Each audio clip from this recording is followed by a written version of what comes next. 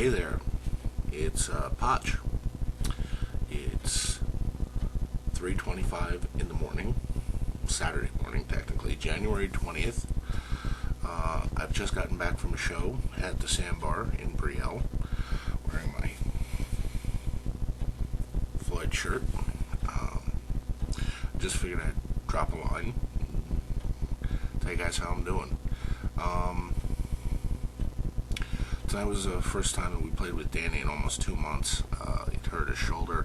We had good friend TJ Donahue and Tony Scalera fill in for a few gigs. And I gotta tell you, it went really well. It was our 3-piece acoustic gig, so John, our lead guitarist, wasn't there.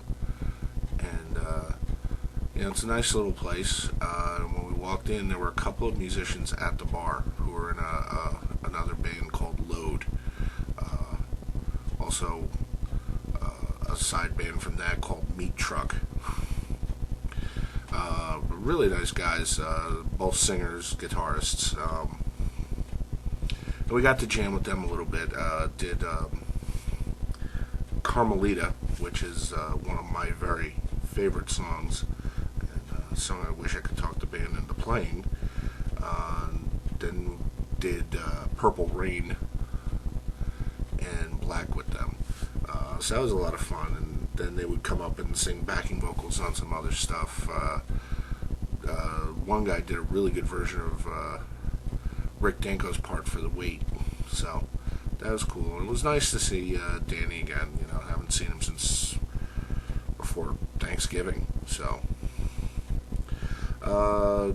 just quick update on a few things that I'm into right now, and then I'll give you a very quick top 5, because as you can probably tell, my eyes are kind of heavy, and I'm going to go to bed. 2 things I'm into this week. On Tuesday, midnight Tuesday, was the big release of World of Warcraft, The Burning Crusade. That's right.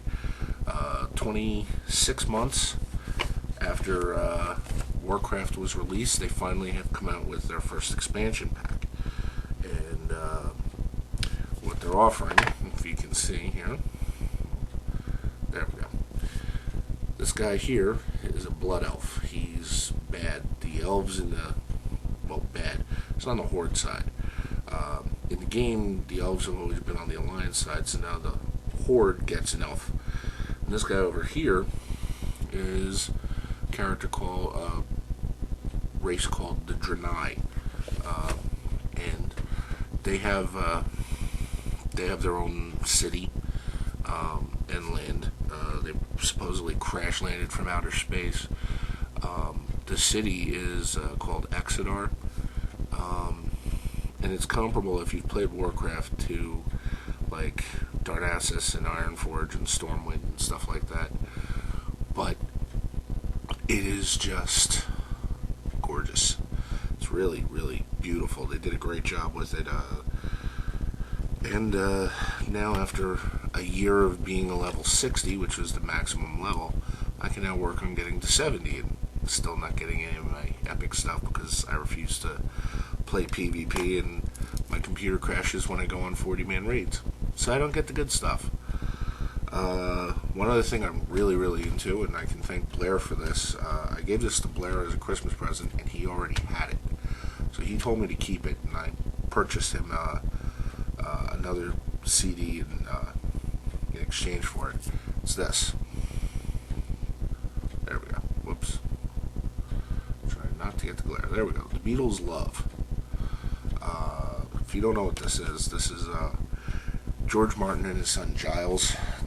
George was producer of the Beatles, with the blessings of George Harrison and John Lennon's wives, and Paul McCartney and Ringo Starr, and in conjunction with Cirque du Soleil, edited together some Beatles songs. And I gotta tell you, I listened to this thing for the first time, and it was like hearing the Beatles for the first time. Just for example, They do Drive My Car, and then they segue into the word, and then they segue into what you're doing. And it works. It just absolutely works. They do Being for the Benefit of Mr. Kite and segue into I Want You, She's So Heavy, and it works. They must have sat there and put together songs by key, what notes they had in them, and just picked up segues like that. But this is just awesome. If you're a Beatle fan, I would highly recommend it, because I think hit my CD player, a week after Christmas, and it hasn't left. It's just a lot of fun. Great stuff. So now, I'll leave you with the top 5. I'll do this pretty quick. Top 5 personal choice. Top 5 most beautiful women in music. And I'm not going on beauty of their soul. I'm not going on beauty of their voice, beauty of their songwriting. Being a sexist pig, and I'm just going with outer beauty, who I think are, most fetching women in rock. And I'll have to say that this is in no particular order, so I'm just going to give you 5. I'm not going to count from 5 to 1, because I don't really have a favorite, per se. 1 would be Ani DeFranco. I know she's 5'2". I know she wears her hair in very weird styles. I know she's got tattoos. I know she's got, I believe, a nose ring. I don't care. First time I saw her, I was just, wow. Yeah. Something I find very appealing about the whole free spirit type person. Ani DeFranco's got that in spades. Another one, Tori Amos. Plain and simple, redhead.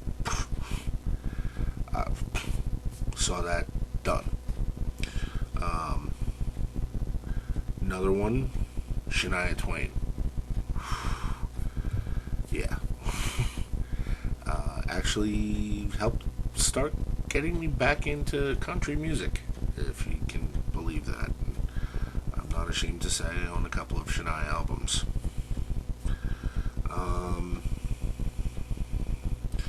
Let's see. An old sentimental favorite, Nancy Wilson from Heart. Just always found her very attractive. Even to this day, she's very attractive. And her sister. But I'll go with Nancy because, well, if you were a teenager when Heart reinvented themselves in the 80s and wearing the bustiers and the frilly stuff, and very much for the MTV generation, the videos were all about Nancy. And yeah. And 5th, I was gonna say Sheryl Crow, and she probably would make the list, but I'm going to change it up, and I'm going to say Kelly Clarkson, because